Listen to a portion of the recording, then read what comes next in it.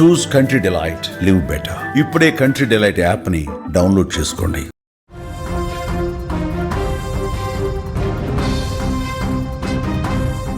America అధ్యక్షుడు Donald Trump మరొకసారి సంచలన వ్యాఖ్యలు చేశారు. ఈసారి అణ్వాయుధాలపైన ఊహించనటువంటి వ్యాఖ్యలు చేశారు. ప్రపంచవ్యాప్తంగా చాలా దేశాలు అణ్వాయుధాలను ప్రయోగించడానికి సిద్ధమవుతున్నాయి. అణ్వాయుధ యొక్క సామర్థ్యాన్ని పెంచుకుంటున్నాయి. అణ్వాయుధ సంపత్తిని వృద్ధి చేసుకుంటున్నాయి. ఈ నేపథ్యంలో రష్యా, చైనా దగ్గర కూడా చాలా వరకు పెద్ద మొత్తంలో అణ్వాయుధాలు ఉండవచ్చు. వారి దగ్గర కూడా చాలా వరకు అణ్వాయుధాలు ఉండవచ్చు. అలాగే పాకిస్తాన్ కూడా అణ్వాయుధ శక్తిని, సంపత్తిని పెంచుకునేటువంటి ప్రయత్నం చేస్తుంది, ఆ ప్రయోగాలు చేస్తుంది అంటూ కూడా మాట్లాడినటువంటి ట్రంప్ ఇటు చైనా, రష్యాలో చాలా వరకు అణ్వాయుధ సంపత్తి ఉంది, అక్కడ చాలా వరకుగా ఆయుధాలు ఉన్నాయి. బట్ దానికి మించి అమెరికాలో కూడా ఆయుధ సంపత్తి ఉంది, అణ్వాయుధాల సంపత్తి అంతకు మించి ఉంది. అది ఎంతలా ఉందంటే ఈ ప్రపంచాన్ని 150 సార్లు పేల్చేంతగా ఉందంటూ సంచలన వ్యాఖ్యలు చేశారు ట్రంప్.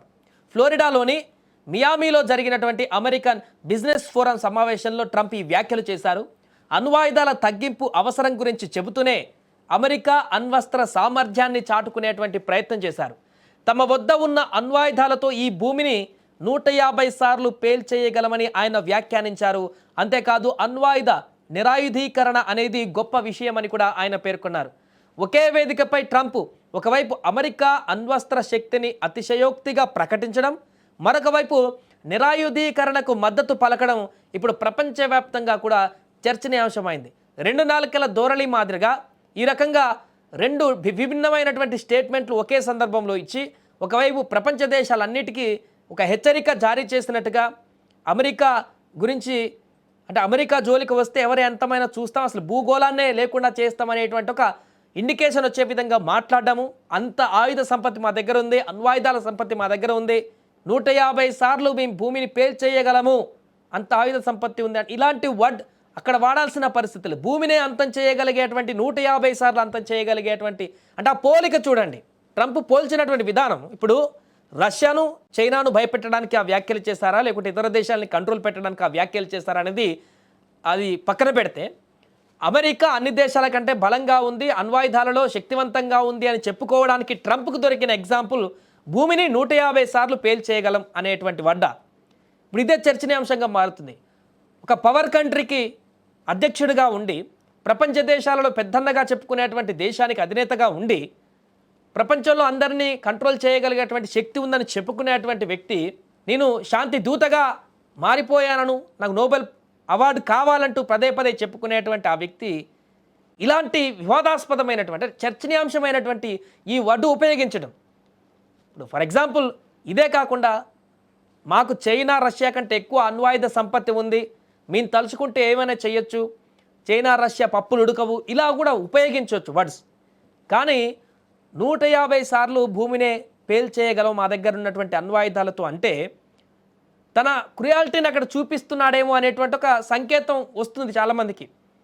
మరి ఇంకొక వైపు అణ్వాయుధ నిరాకరణ అనేది అది చాలా మంచిది, అన్ని దేశాలు కూడా అసలు దీన్ని తగ్గించుకుంటే బెటర్ అని మరొక పాజిటివ్ వర్షన్ కూడా చెప్పడం జరిగింది. అంటే ఒకేసారి 2 విరుద్ధమైనటువంటి స్టేట్మెంట్లను ఇవ్వడం ద్వారా చాలా తెలివైనటువంటి స్టేట్మెంట్ ఇక్కడ జారీ చేసినట్టుగా కనపడుతుంది ట్రంప్. దీని ద్వారా ప్రపంచ దేశాలన్నిటికీ మరొకసారి తన యొక్క అమెరికాకు ఉన్నటువంటి శక్తిని చూపిస్తూ భయపెట్టి హెచ్చరిక జారీ చేసేటువంటి విధానాన్ని అనుసరించినట్టుగా కనపడుతుంది. ఇప్పటికే ఒకవైపు పాకిస్తాన్లో అణ్వాయుధాలకు సంబంధించి ఇక్కడ సింధు పరివాహక ప్రాంతాలలో అణ్వాయుధాలకు సంబంధించిన సొరంగాలు తవ్వుతూ అక్కడ ప్రయోగాలు చేస్తుందంటే అక్కడ ఉన్నటువంటి స్వచ్ఛంద సంస్థలే గగ్గోలు పెడుతూ ఐరాసాకు లేఖలు రాస్తున్నటువంటి సందర్భంలో ఇలాంటి వాటిని అమెరికా అధ్యక్షుడిగా ప్రపంచ పెద్దన్నగా అణ్వాయుధ నిరాకరణ అంటున్నారు కదా, అణ్వాయుధాలన్నింటినీ కూడా తగ్గించేటువంటి ప్రయత్నం చేయాలంటున్నారు. అలాంటప్పుడు ఇలాంటి ప్రయోగాలు చేస్తున్నానని చెప్పినప్పుడు వాటిని ప్రస్తావించి అలాంటి పరీక్షలు చేయడం మంచిది కాదు, పాకిస్తాన్ కూడా అణ్వాయుధ నిరాకరణ చేయాలి, అది పూర్తిగా వాటిని తగ్గించుకోవాలి, ఆ పరీక్షలు చేయొద్దని చెప్పాలి, ఆ రకంగా ఇంటెన్షన్ ఉంటే. కానీ వాటిని ప్రస్తావిస్తూనే పాకిస్తాన్ కూడా అణ్వాయుధాలు ప్రయోగాలకు సంబంధించిన ఉత్పత్తిని పెంచుకుంటుంది, లేకుంటే అణ్వాయుధ పరీక్షలు చేస్తుంది. చైనా, రష్యాల దగ్గర కూడా అంతకు మించిన అణ్వాయుధ సంపత్తి ఉంది, కానీ మా దగ్గర ఇంకా ఎక్కువ ఉందని రకరకాలుగా విభిన్నమైనటువంటి ప్రకటనలు చేశారు. ఏదేమైనా కూడా ప్రస్తుతం ఈ వ్యాఖ్యలు అయితే సంచలనంగా మారాయి. రోజుకొక స్టేట్మెంట్తో అమెరికా అధ్యక్షుడు ట్రంప్ వార్తల్లో నిలుస్తున్న సందర్భాన్ని మనం చూస్తున్నాం.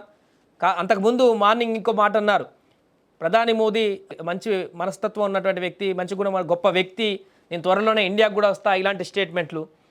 గంటల కాలం ముందుకే మరి ఇంకొక స్టేట్మెంట్, ఇలా రోజుకొక భిన్నమైనటువంటి స్టేట్మెంట్లు అమెరికా అధ్యక్షుడు ట్రంప్ నోటి నుంచి రావడం అనేది తీవ్ర చర్చనీయాంశంగా మారుతుంది. ఎవరికి కూడా ప్రపంచవ్యాప్తంగా ఉన్నటువంటి చాలామందికి కూడా ఇలాంటి స్టేట్మెంట్లు ఇస్తున్న సందర్భంలోనే ట్రంప్ వైఖరి అర్థం కావట్లేదు చాలామందికి. ఎప్పుడు ఏ రకంగా ఎలాంటి స్వింగ్తో మాట్లాడుతున్నారు, ఎలాంటి స్టేట్మెంట్ ఇస్తారో కూడా ఎవరికి అర్థం కానటువంటి పరిస్థితి ఏర్పడింది. కాబట్టి ఇప్పుడు తాజాగా చేసినటువంటి ఈ ప్రకటన కూడా వైరల్గా మారింది. దీనికి సంబంధించి భిన్నమైనటువంటి కామెంట్లు వ్యక్తమవుతున్నాయి. సో ఈ వ్యాఖ్యల పట్ల మీకేమనిపిస్తుందో కూడా కామెంట్ సెక్షన్లో కామెంట్ చేయండి. The United States of America has more nuclear weapons than any other country. This was accomplished including a complete update and renovation of existing weapons during my first term in office, where I rebuilt the military. Because of the tremendous destructive power, I hated to do it having to do with nuclear weapons, but I really had no choice. Russia is second in line and China is a distant third, but will be even within 5 years. Because of other countries' testing programs, I've instructed the Department of War to start testing our nuclear weapons on an equal basis. That process will begin immediately. Thank you for your attention to this matter.